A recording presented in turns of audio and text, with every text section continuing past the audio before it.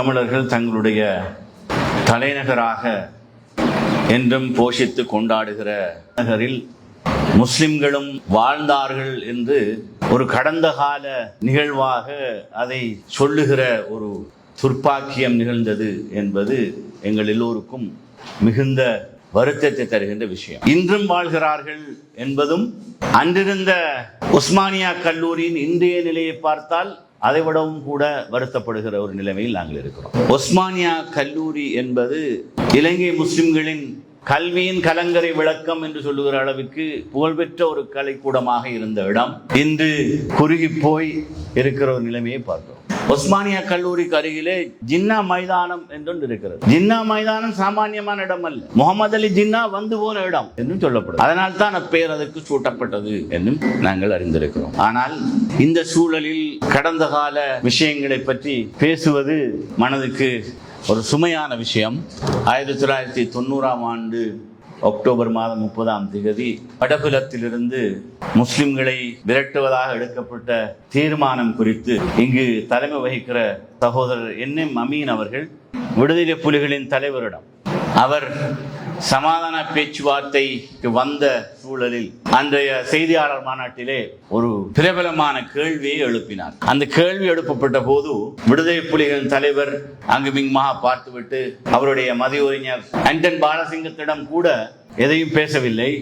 எடுத்த எடுப்பிலே சொன்ன விஷயம் அது ஒரு துன்பியல் சம்பவம், அதை பற்றி நாங்கள் இதற்கு மேல் எதுவும் சொல்வதற்கில்லை என்பது இன்றொரு வரலாற்று பதிவாக மாறிவிட்டது. அன்றிலிருந்து இன்று வரை யாழ் முஸ்லிம்கள் எல்லோரும் அதை மறப்போம் ஆனால் மன்னிக்க முடியாது என்ற நிலைப்பாட்டிலே தான் இருக்கிறார். இதை மாறி மாறி வருகிற தற்கால அரசியல் தலைமைகளும் ஆங்காங்கே ஏதாவது சொல்ல போனால் ஏட்டிக்கு போட்டியாக அவர்கள் மீதும் சீறிப்பாய்கிற ஒரு கூட்டம் இன்னும் இருக்கிறது என்பதுதான் கவலைக்குரிய விஷயம். இன்னும் ஒரு சுவாரஸ்யமான சம்பவத்தை நான் உங்களிடத்தில் சொல்ல வேண்டும். வேறு எந்த பொது மேடையிலும் நான் இதை சொன்னதாக எனக்கு ஞாபகம் இல்லை. தனிப்பட்ட முறையிலே பலரிடம் இதை நான் சொல்லியிருக்கிறேன்.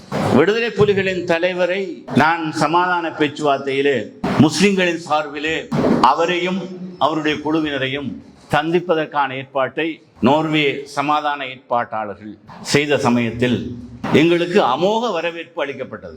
கிளிநொச்சியில் ஒரு சாமானியமான வரவேற்பு அல்ல, ஒரு நாட்டு தலைவரை வரவேற்கிற மாதிரி எங்களுக்கு வீதி எருங்கிலும் இருபுறத்திலும் புலிகளுடைய பெண் போராளிகள் அவருடைய மரியாதை நிமித்தம் அவர்கள் எல்லாரும் சொல்லுகிற அந்த சல்யூட் இல்ல, இப்படி நெஞ்சில இப்படி வச்சுதான் அவங்களோட சல்யூட் அப்படி வச்சு ஒவ்வொரு 50 அடி தூரத்திலும் ஒருவராக நின்று எங்களுக்கு பெரிய ஒரு மரியாதை அளிக்கப்பட்டது. கைலாக கொடுத்து விடுதலை புலிகளின் தலைவரை சந்தித்து பேச்சுவார்த்தை தொடங்கி கிட்டத்தட்ட 4.5 மணித்தியாலங்கள் நாங்கள் கதைத்திருப்போம். மிகப்பெரிய ஒரு யாரும் எதிர்பார்க்காத ஒரு விருந்து விசாரமும் நடந்தது. பேச்சுவார்த்தையின் நடுவிலே இன்னும் ஒரு முக்கியமான விஷயமும் நடந்தது. ஒரு 12-20 மட்டில் பேச்சுவார்த்தை நடுவிலே விடுதலை புலிகளின் தலைவர் சொன்னார், இப்ப நாங்க பேச்சுவார்த்தையை கொஞ்சம் இடைநிறுத்தி உங்களுடைய தொழுகைக்கான நேரம் வந்துவிட்டது, நீங்கள் தொழுவதற்கான ஏற்பாடு செய்திருக்கிறோம், தொழுது விட்டு வாருங்கள் சொன்னார். நாங்களும் ஆச்சரியப்பட்டு போனோம். எங்களுக்கு தூர பயணம் என்ற காரணம் கசரு ஜம்மு செய்து கொள்ளலாம் என்ற நோக்கத்தில் இருந்த எங்களுக்கு வக்து நேரத்திலே தொழுவதற்கு விடுதலை புலிகளின் தலைவர் எங்களிடம் சொல்லுகிறாரே என்று நாங்களும் கொஞ்சம் பிரமித்து போனோம். தொழுகை முடிந்த பிற்பாடு எங்களுக்கு விமரிசையான ஒரு விருந்து விசார், அது எல்லா விதமான மாமிசங்களும் இருந்தது. எங்களுக்கு கொஞ்சம் தயக்கம். உடனே அதிலையும் விடுதலை புலிகளின் தலைவர் சொல்றார், யோசிக்க வேணாம், அது உங்களுடைய மார்க்கப்படி நாங்கள் அதை தயார் பண்ணி இருக்கிறோம். இன்னொன்று நாங்கள் கொஞ்சம் தயங்கினோம், கொஞ்சம் இருங்க கூப்பிடுங்க. ஒரு வந்தார், தாடியும் நீண்ட வெள்ளை ஷர்ட்டோட ஒருவர் வந்தார். கொஞ்சம் சந்தேகமாக இருந்தால் நாங்கள் அஸ்ஸலாமு அலைக்கும். வலைக்கும் அஸ்ஸலாம் சார். நீங்கள் அந்த சார் தலைவர் சமையல் வேலையை நான் பார்க்குறது இவ்வளோ காலம் அவரோட தான் இருக்கிறேன். பிரபாகரனும் அவர் தான் எனக்கு சமைப்பவர், அவருடைய கையால் உங்களுக்கு அந்த நேரம் எங்களுடைய வன்னி அமைச்சர் இருந்த நூர்தீன் மஷூரும் வந்திருந்தார், அத்தாவுல்லா வந்திருந்தார், மஷூர் மௌலானா போன்றவர்கள் இருந்தார்கள். நாங்கள் ஒரு 5-6 பேர் போயிருந்தோம். இதெல்லாம் நான் சொல்றேன் என்னண்டா, இவ்வளவு அது மட்டும் இல்லை, இன்னும் ஒரு விஷயத்தையும் விடுதலை புலிகளின் தலைவர் எனக்கு சொன்னார். தான் இந்திய படையினரிடம் தப்பி ஓடி ஒளிந்து தெரிந்து கொண்டிருக்கிற போது சிலாவத்திலே ஒரு முஸ்லிம் குடும்பம் தன்னை பாதுகாப்பாக ஒளித்து வைத்திருந்ததாகவும் அதைத்தான் ஒருபோதும் மறக்க மாட்டேன் என்றும் சொன்னார். இதையெல்லாம் பார்க்கிற போது ஏன் இந்த விதமாக விடுதலை புலிகள் நடந்து கொண்டார் என்பதிலும் எங்களுக்கும் கொஞ்சம் சந்தேகம்தான். அதையெல்லாம் கேட்கிற நிலைமைகளிலே நாங்கள் இந்த விஷயங்கள் சம்பந்தமாக எங்களுடைய பேச்சுவார்த்தைகளிலே மிக அழுத்தமாக நாங்கள் சொன்ன விஷயம், வடபுலத்து முஸ்லிம்கள் எல்லோரும் மீளக்குடியமர்வதற்கு விடுதலை புலிகள் எல்லா விஜயமும் செய்ய வேண்டும். அது மாத்திரமல்ல, அந்த நேரம் நடந்து கொண்டிருந்த இன்னும் ஒரு மிக கஷ்டமான விஷயத்தை நாங்கள் விடுதலை புலிகளின் தலைவருக்கு சொன்னோம். விடுதலை புலிகள் வடக்கிலும் கிழக்கிலும் முஸ்லிம் வியாபாரிகளிடம் வரி விதிக்கிற ஒரு நடைமுறை. அப்ப புலிகள் சமாதான பேச்சுவார்த்தை காலத்திலே எல்லா தமிழ் பிரதேசங்களிலும் அவருடைய ஆதிக்கம் இயல்பாகவே வந்துவிட்டது என்ற ஒரு நிலையில் எல்லாரிடத்திலும் வரி வசூலிக்கிற மாதிரி முஸ்லிம்களிடத்திலும் வரி வசூலிக்கிற ஒரு நிலவரம் இருந்தது. ஒரு பெரிய சர்ச்சைக்குரிய விஷயமாக இருந்தது. அதை நாங்கள் இடத்துல எடுத்து சொன்னோம். அதற்கு விடுதலை புலிகளின் தலைவர் சொன்னது, அது என்னண்டா, நாங்கள் இந்த போராட்டத்துக்கு எங்களுக்கு நாங்கள் வழமையாக ஒரு வரி வசூலிக்கிற ஒரு நடைமுறை இருக்கிறது. வடக்கிலும் கிழக்கிலும் இருக்கிற பிரதானமான நகரங்களிலே ஒரு ஒரு 4-5 தமிழ் கடை இருந்தால் இன்னும் ஒரு முஸ்லீம் கடை, அதோட இன்னும் முஸ்லீம் கடை அப்படின்னு இருக்கும்போது தனியாக தமிழ் கடையில் மட்டும் போய் நாங்கள் வரி வசூலிக்கிறது எங்களுக்கு கொஞ்சம் சங்கடமான விஷயம். எனவே அதை நீங்கள் கொஞ்சம் புரிந்து கொள்ள வேண்டும். அதுக்கு நான் சொன்ன விஷயம், முஸ்லீம்களை பொறுத்த மட்டில் உங்களுடைய போராட்டம் முஸ்லிம்களுக்காகவும் சேர்த்து செய்யப்படுகிறது என்ற உணர்வு இல்லாத ஒரு சூழல் நிலவுகிறது. இந்த சூழலிலே நீங்கள் அவ்வாறு வரி வசூலிப்பது வரியாக இல்லாமல் கப்பமாக பார்க்கப்படுகிற ஒரு நிலவரம் இருக்கிறது என்பதையும் நான் கொஞ்சம் தயக்கத்தோடாவது சுட்டிக்காட்ட வேண்டிய ஒரு நிலவரம் இருக்கு. சொன்ன மாத்திரத்திலேயே உடனே நீங்க சொன்னது சரிதான், நாளையில இருந்து எந்த முஸ்லிம்களிடத்திலும் வரி வசூலிக்கப்பட மாட்டாது என்று ஒரு பக்கத்தில் இருந்த கொஞ்சம் கிழக்கு தளபதிகள் கொஞ்சம் அதில் விருப்பு குறைவு மாதிரி தென்பட்டாலும் அதில் என்ன தலைவர் சொல்லிவிட்டாருன்னு ஒரு யாரும் மறுத்து பேசவில்லை. அதுக்கு பிறகு தலைவருடைய கட்டளையை மீறி அது சில இடங்களில் நடந்தபோது நான் அடிக்கடி தமிழ்ச்செல்வனோடு தொலைபேசியில் உரையாடி கதைத்து முறையிடுகிற நிறைய நிகழ்வுகளும் நடந்தது என்பது எல்லாம் நான் ஏன் நினைவு கூறுகிறேன் என்றால், இந்த பின்னணி ஒரு நல்லதொரு உடன்பாடு முஸ்லிம்களுக்கும் தமிழர்களுக்கும் இடையிலே வர வேண்டும் என்பதிலே நாங்கள் மிக கவனமாக பல விஷயங்களை கையாண்டோம். துரதிர்ஷ்டவசமாக அந்த நிலையெல்லாம் தலைகீழாக மாறி இன்று வரலாறு வேறு விஷயங்களை தீர்மானித்து விட்டது. இதையெல்லாம் நான் எதையும் நியாயப்படுத்துவதற்காக சொல்லுகிற விஷயம் அல்ல. குறிப்பாக முஸ்லிம்களுடைய வடமாகாணத்தின் வெளியேற்றம் என்பது புலிகளுடைய போராட்ட வரலாற்றில் மிகப்பெரிய ஒரு வடு என்பதை புலிகளே உணர்ந்திருந்தார்கள் என்பது தெளிவான விஷயம் மாத்திரமல்ல, அடிக்கடி நேர்மையான தமிழ் தலைமைகள் அதை பற்றி பேசுகிறார். நான் இங்கு பேர் சொல்லி எதையும் சொல்ல வரவில்லை, ஆனால் இது தான் என்றிருக்கிற நிலவரம். அதைத்தான் நான் சொன்னேன். முஸ்லிம்கள் மத்தியில் இது மறக்கப்பட்டாலும் மன்னிக்கப்பட முடியாத ஒரு விவகாரம் என்ற உணர்வோடு முஸ்லிம்கள் இருந்து கொண்டிருக்கிறார். ஸ்ரீலங்கா முஸ்லிம் காங்கிரசும் என்னுடைய மறைந்த தலைவர் காலத்திலிருந்து இன்று வரை தமிழருடைய போராட்டங்களின் அடிப்படை அம்சங்களில் எங்கு முஸ்லிம்கள் குறித்த விவகாரங்களில் சில முரண்பாடுகள் வருகின்றனவோ அதை பற்றி நாங்கள் பேசுகிற போதும் அவர்களுடைய அடிப்படை அபிலாஷைகளுக்கு முரணாக அது வந்துவிடக் கூடாது என்பதில் நாங்கள் கவனமாகத்தான் இருந்து வந்திருக்கிறோம்.